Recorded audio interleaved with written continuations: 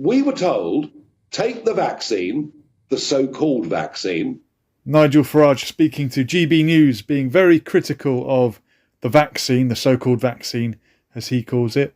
This is his clip where he spoke to Patrick Christys. I'll play that for you in a moment.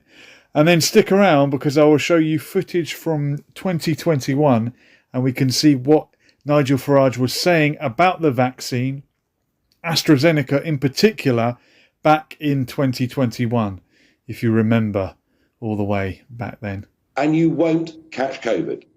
Take the vaccine and you won't pass COVID on. Both of those things were totally, completely untrue.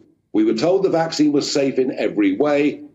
Frankly, it had not been through anything like the normal testing for any kind of vaccine in terms of trials. And now we learn that the so-called vaccine, do you know there are pensioners now, elderly people on their 7th jab? That is not the kind of vaccine you and I grew up with, where you have a vaccine once and you're inoculated for life. So I do think there needs to be a massive investigation, not just into harms that were caused by the vaccine, and all vaccines cause side effects, and we know that. But there do seem to be an alarming number of people, young men in particular, who've developed myocarditis and other heart conditions. I'm not getting conspiratorial about this, but let's have it out in the open. But I want to know as well why we were lied to. I want to know why they were trying to vaccinate kids of primary school age when COVID posed almost no threat to them whatsoever.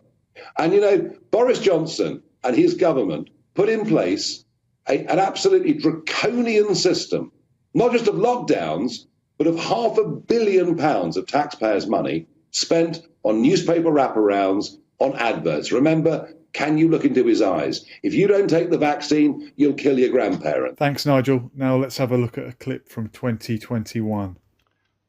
Well, it's Monday, the 4th of January, the first normal working day of the year when it comes to rolling out the vaccine. And it is good news that the Oxford AstraZeneca vaccine was given out today. Particularly good news as it only costs £3 per dose. So for a few £100 million, you can vaccinate the whole country, compared to the 22 billion that's already been spent on test and trace, which clearly at the moment doesn't work very well. But here's a thought. You know, if we're going to roll out vaccinations at a level of 2 million a week, and we're placing the responsibility for this in the hands of a National Health Service, in the hands of the quangos like Public Health England, perhaps we need some fresh thinking. Perhaps we need a different approach, because it seems to me that's the only way we're going to get out of this misery.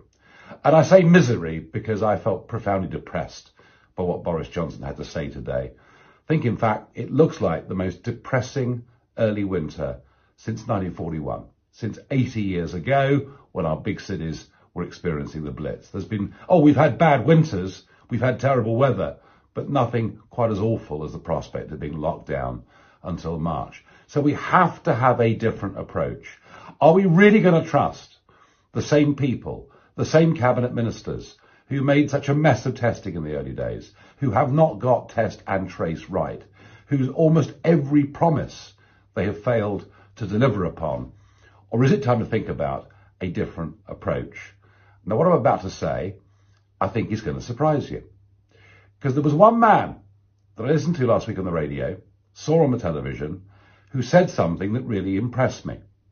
He said, rather than waiting for each person over the age of 80 to have 2 inoculations, which would improve their level of immunity, that second dose would improve their level of immunity by an extra 5 to 10%. Wouldn't it make more sense to vaccinate a much greater number of people?